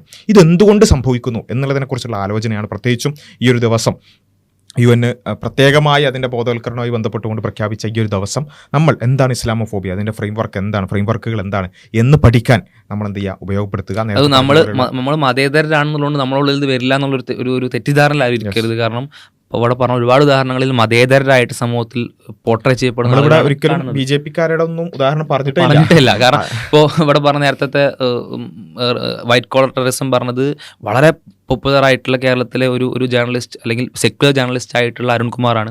അതേപോലെ തന്നെ നികേഷ് എന്ന് പറയുന്ന വളരെ പോപ്പുലർ ആയിട്ടുള്ള സെക്യുലർ ജേർണലിസ്റ്റ് ആയിട്ടുള്ള മനുഷ്യനാണ്. കളമശ്ശേരി സ്ഫോടനം, ആർട്ട് നടത്തിയ സ്ഫോടനം, അത് വന്നപ്പോഴേക്ക് അത് ഹമാസിനെ കണക്ട് ചെയ്തു, എന്തൊക്കെയോ ചെയ്തു. ഒരു ആ ഒരൊറ്റ റൂമിൽ ഇരുന്നുകൊണ്ട് എത്ര മനുഷ്യരെ പ്രതിയാക്കിയെന്നറിയോ. അതേപോലെ തന്നെ കേരളത്തിലെ അത്തരത്തിലുള്ള പോലീസുകാരാണ് ആ സമയത്ത് ഒരുപാട് മുസ്ലിങ്ങൾ കൊണ്ട് അറസ്റ്റ് ചെയ്തത്. അതേപോലെ തന്നെ എളമരം കരീം എന്ന് പറയുന്ന മുസ്ലിം നാമധാരിയായിട്ടുള്ള ആളാണ് റിക്രൂട്ട്മെന്റ് ജിഹാദിനെ പറ്റി പറഞ്ഞത്. കുറച്ച് കുട്ടികൾ നാഷണൽ യൂണിവേഴ്സിറ്റിക്ക് പഠിക്കാൻ പോയതാണ്. പഠിക്കാൻ മുസ്ലിങ്ങൾക്ക് പോകാൻ പറ്റൂലേ? അപ്പോൾ ഞങ്ങൾ ഇത്രേ പോകാൻ പറ്റുള്ളൂ. അപ്പോൾ അത്രയധികം പഠിക്കാൻ പോയിട്ടില്ലെങ്കിൽ അതും പ്രശ്നം, പഠിക്കാൻ പോകുന്നില്ല. ഒന്ന് ആലോചിക്കും, ഇതൊക്കെ മതേതരരും മതേതര പാർട്ടികളുടെയും മതേതര പ്രസ്ഥാനങ്ങളുടെയും പ്രതിനിധികളും മതേതരത്വം പറഞ്ഞുകൊണ്ടിരിക്കുന്ന മനുഷ്യരാണ്. ഈവൻ മുസ്ലിം സമുദായങ്ങളുടെ പ്രതിനിധികൾ പോലും ഇതിൽ പല രീതിയിലുണ്ട്. അപ്പോൾ നേരത്തെ പറഞ്ഞാൽ മലപ്പുറം ജില്ല വിഭജനം പോട്ടെ, മലപ്പുറം ജില്ല രൂപീകരിക്കുന്ന സമയത്ത് അത് രൂപീകരിക്കരുത് എന്ന് പറഞ്ഞ് സമരം ചെയ്തതിൽ ആര്യാടൻ മുഹമ്മദ് അടക്കമുള്ള, നമ്മൾ പേരുകൾ പറഞ്ഞ് ചിലപ്പോൾ മനസ്സിലാക്കണമെന്നാണ്, അദ്ദേഹം ഇസ്ലാം വിരുദ്ധരാണെന്നല്ല പറയുന്നത്. അവിടെ പോലും അണ്ടർലൈങ് ആയിട്ട് ഈ സാധനം കിടക്കുന്നുണ്ട്, അല്ലെങ്കിൽ നമ്മൾ പോലും മനസ്സിലാക്കാൻ നമ്മളുള്ളിൽ കിടക്കുന്നുണ്ടാവുന്നതാണ്. ആര്യാടൻ മുഹമ്മദ് അടക്കമുള്ള രാഷ്ട്രീയ നേതാക്കളാണ് മലപ്പുറം ജില്ല രൂപീകരിക്കണ്ട എന്ന് പറഞ്ഞിട്ട് സമരം ചെയ്തത്. അതിന് പല റീസൺസ് ഉണ്ടാവും. പക്ഷെ നമ്മൾ ആലോചിച്ച് നോക്കണം, എത്രത്തോളമാണ് മതേതരത്വം ഉൾക്കൊള്ളുന്ന, അല്ലെങ്കിൽ അത് ഉൾക്കൊള്ളണമെന്ന് ആഗ്രഹിക്കുന്ന, ഞങ്ങൾ മുസ്ലിം വിരുദ്ധരാവരുത്, ഞങ്ങൾ ഏതെങ്കിലും ആൾക്കാർക്ക് വിരുദ്ധരാവരുത് എന്ന് ആത്മാർത്ഥമായിട്ട് ചിന്തിക്കുന്ന ആളുകൾ പോലും ഇസ്ലാം ഫോബിയ കൊണ്ടു നടക്കുന്ന ആളുകളായിട്ട് മാറിപ്പോകുന്നത് എന്നുള്ളത് നമ്മൾ മനസ്സിലാക്കണം. അപ്പോൾ ഏതായാലും ഇത്തരം കാര്യങ്ങളെക്കുറിച്ചുള്ള ഗൗരവകരമായ അന്വേഷണങ്ങൾക്ക് ഈ ഇത്തരം പ്രത്യേക ദിവസങ്ങൾ അത് പിന്നെ കാരണമാകട്ടെ എന്നുള്ളത് മാത്രമാണ് സൂചിപ്പിക്കാനുള്ളത്. നേരത്തെ പറഞ്ഞ വെബ്സൈറ്റ് അതെല്ലാവരും ഒന്ന് സന്ദർശിക്കുക. അതേപോലെ തന്നെ പുതിയ ആ ഒരു ചാനൽ, അതിൽ വരുന്ന കോണ്ടന്റുകളും നമ്മളൊന്ന് പരിശോധിക്കുക എന്നുള്ളത് കൂടി മാത്രമാണ് സൂചിപ്പിക്കാനുള്ളത്. അപ്പോൾ ഏതായാലും വെറുപ്പും വിദ്വേഷവും ഒഴിവാക്കിക്കൊണ്ട് മുസ്ലിങ്ങളോടുള്ള ഒരു സമുദായത്തോടുള്ള വിദ്വേഷം അതൊരിക്കലും ഒരു തരത്തിലുള്ള ഒരു കൺസ്ട്രക്റ്റീവായ ഒന്നിനും അത് വഴിവെക്കൂല. അത് ഈ വെറുപ്പ് കൊണ്ട് നടക്കുന്ന ആൾക്കാർക്ക് ഇങ്ങനെ മനസ്സിലിങ്ങനെ ചൊറിച്ചലോട് ഇങ്ങനെ ജീവിക്കുക, അവർക്കൊരു സമാധാനം ഉണ്ടാവില്ല, അവരെ കൊണ്ട് മുസ്ലിം സമുദായത്തിനും കുറച്ച് ഇടങ്ങേറുണ്ടാകും എന്നുള്ളതിനപ്പുറത്ത് ഇതുകൊണ്ട് സമൂഹത്തിനൊരു പോസിറ്റീവായ ഒരു കാര്യം കിട്ടാനില്ല എന്നുള്ളത് കൂടിയെങ്കിലും നമ്മൾ മനസ്സിലാക്കുക എന്നുള്ളതാണ് ഈ ഒരു സമയത്ത് സൂചിപ്പിക്കാനുള്ളത്. ഇത്തരം വിഷയങ്ങൾ നമുക്കിനിയും ചർച്ച ചെയ്യേണ്ടതുണ്ട്. വരുന്ന വീഡിയോകൾ വഴിയെ ചർച്ച ചെയ്യാം. നമ്മളെ ചാനൽ സബ്സ്ക്രൈബ് ചെയ്യുക, കൂടുതൽ ആളുകളിലേക്ക് എത്തിക്കുക. അസ്സലാമു അലൈക്കും വറഹ്മത്തുള്ളാഹി.